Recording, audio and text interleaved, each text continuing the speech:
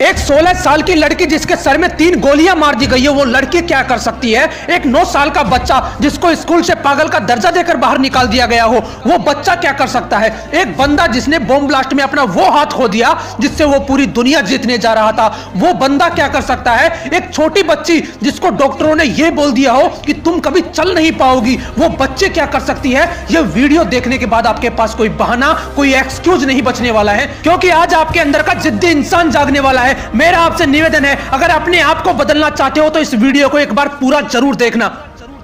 मलाला यूसुफजाई 16 साल की ये लड़की जो तालिबान के खिलाफ खड़ी थी, और तब तक तालिबान ने 400 स्कूल बंद करवा दिए थे। उस समय मलाला सिर्फ 8वीं कक्षा में पढ़ती थी। उस लड़की ने टीवी के एक इंटरव्यू में बोल दिया कि तालिबान की क्या औकात जो हमें पढ़ने से रोक दे। कुछ ही दिनों बाद 9 अक्टूबर 2012 को वो लड़की स्कूल बस में बैठकर जा रही थी। तालिबान के एक बंदूकधारी ने बस को रुकवाया, बस में घुसा और पूछा कौन है मलाला। वो लड़की बोली मैं हूं मलाला, और उस बंदूकधारी ने उसके सर में 3 गोलियां मार दी। उस बस में बैठे जितने भी विद्यार्थियों ने खुद की आंखों से यह दृश्य देखा होगा, उसने शायद मौत को इतने पास से पहले कभी नहीं देखा होगा। तो सोचो उस 16 साल की लड़की पर क्या गुजरी होगी जब उसको सर में 3 गोलियां मारी गई होंगी। लेकिन जिद्दी इंसान के आगे तो मौत भी घुटने टेक देती है। वो लड़की कई महीनों तक लंदन के अस्पताल में भर्ती रही, लेकिन वो लड़की जिद्दी थी, उसने अपने आंदोलन को और तेज कर दिया।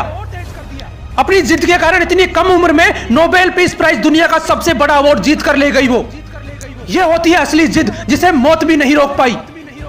मान लो आप किसी एग्जाम की तैयारी पिछले 2-3 साल से कर रहे हो, और वो एग्जाम ऐसी है जो सिर्फ रिटर्न में ही ली जाती है, मतलब कि आप उस एग्जाम को लिखकर ही दे सकते हो। आपकी तैयारी एकदम जबरदस्त तरीके से हो चुकी है। अब भगवान ना करे, लेकिन एक बार सोच कर देखो, आपके उस हाथ को कुछ हो जाए जिससे आप एग्जाम देकर अपनी जिंदगी बदलने वाले थे, उस समय आप क्या करोगे मैं बताता हूं। उस दिन के बाद शायद आप एग्जाम देने के बारे में कभी ना सोचो। लेकिन 1938 में हंगेरियन आर्मी का एक बंदा कैरली, जो उस कंट्री का बेस्ट पिस्टल शूटर था, क्योंकि जितनी चैंपियनशिप हुई थी उस कंट्री के अंदर, वो उन सबको जीत चुका था। सबको उस बंदे के जीतने की जिद ने ये कंफर्म करवा दिया था कि 1940 में होने वाले ओलंपिक्स में गोल्ड मेडल कैरली ही जीतने वाला है। लेकिन 1938 में चल रहे आर्मी के ट्रेनिंग कैंप के दौरान उसके उसी हाथ में एक हैंड ग्रेनेड फट गया, जिससे वो पूरी दुनिया जीतने वाला था, और उसने वो हाथ हमेशा के लिए खो दिया। लेकिन वो इंसान भी जिद्दी इंसान था। 1 महीने अस्पताल में रहने के बाद उसने अपने दूसरे हाथ की तरफ देखा और फिर से ट्रेनिंग शुरू कर दी, अपने उस हाथ को दुनिया का बेस्ट शूटिंग हैंड बनाने की,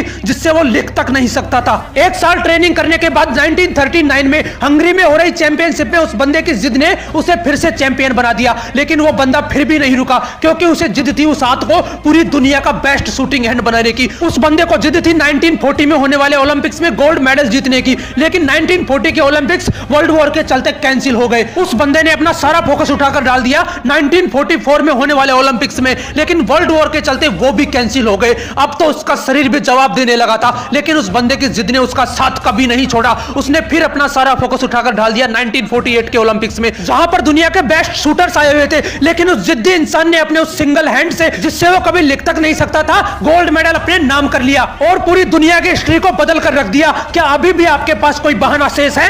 एक बच्ची जो जन्म के समय ही कमजोर थी, क्योंकि जन्म के समय उस बच्ची का वजन था सिर्फ 2 किलो। जब वो 4 साल की थी तब उसे पोलियो ने अपनी गिरफ्त में ले लिया। उस लड़की को चलने के लिए कैलिपर्स का सहारा लेना पड़ता था। कई दिनों तक उसका इलाज चला। आखिरकार डॉक्टर ने भी अपना जवाब दे ही दिया कि आप कभी अपने पैरों पर नहीं चल पाओगी। एक दिन उस लड़की ने अपनी क्लास टीचर से ओलंपिक रिकॉर्ड के बारे में पूछ लिया, जिससे क्लास के सारे बच्चे उस पर हंसने लगे, और टीचर ने भी यह बोल दिया कि बेटा तुम क्या करोगे ओलंपिक के बारे में जानकर, तुम तो चल भी नहीं सकते। यह बात उस लड़की को दिल पर लग गई, और उस लड़की को जिद आ गई कि मैं चलकर नहीं, तोड़कर ओलंपिक में गोल्ड मेडल लाकर दिखाऊंगी। अगले ही दिन उस लड़की ने अपने पैरों से कैलिपर्स निकालकर चलने की प्रैक्टिस शुरू कर दी। वो कई बार गिरी, कई बार चोटें आई, वो बार-बार गिरती लेकिन फिर खड़ी हो जाती। जब आंखों में अरमान लिया, मंजिल को अपना मान लिया, है मुश्किल क्या आसान है क्या, जब ठान लिया तो ठान लिया। बार-बार गिरने के बाद वो जिद्दी लड़की विल्मा रुडोल्फ सिर्फ चली ही नहीं बल्कि दौड़ी, और दौड़ी भी तो ऐसा दौड़ी कि 1960 के ओलंपिक्स में 3 गोल्ड मेडल अपने नाम करके एक नई हिस्ट्री क्रिएट कर दी। क्या अभी भी आपके पास कोई बहाना शेष है? जब ये लोग कर सकते हैं तो आप क्यों नहीं? भगवान ने आपको भी वही हाथ और वही पैर दिए हैं। सोचो आप एक ही एग्जाम में 10 बार फेल हो जाओ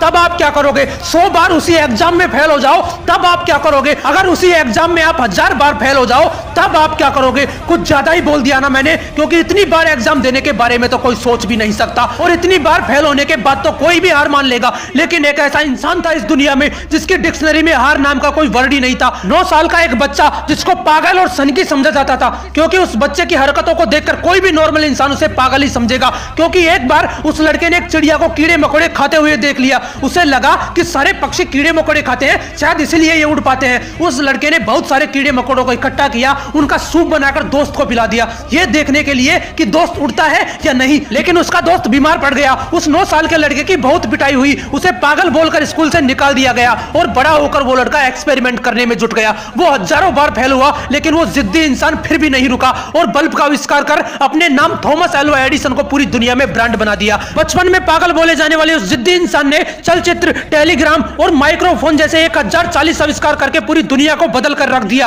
और इसी वजह से उस इंसान को जीनियस कहकर बुलाया गया। अभी भी तुम्हारे पास कोई बहाना है? कितनी शिकायतें हैं तुम्हें अपनी जिंदगी से, कितना रोते हो तुम अपनी किस्मत पर, कभी ऊपर वाले को ब्लेम करते हो तो कभी सिचुएशन को ब्लेम करते हो। हालात अपने आप कभी बेहतर नहीं होंगे, तुम्हें अपने आप को साबित करना होगा, तुम्हें इस पूरी दुनिया को बताना होगा कि तुम कौन हो। बस कभी हार मत मानना, लगे रहना अपनी जिद के साथ, तुम कर सकते हो। You can do it, you can do it, you can do it. जय हिंद, जय भारत।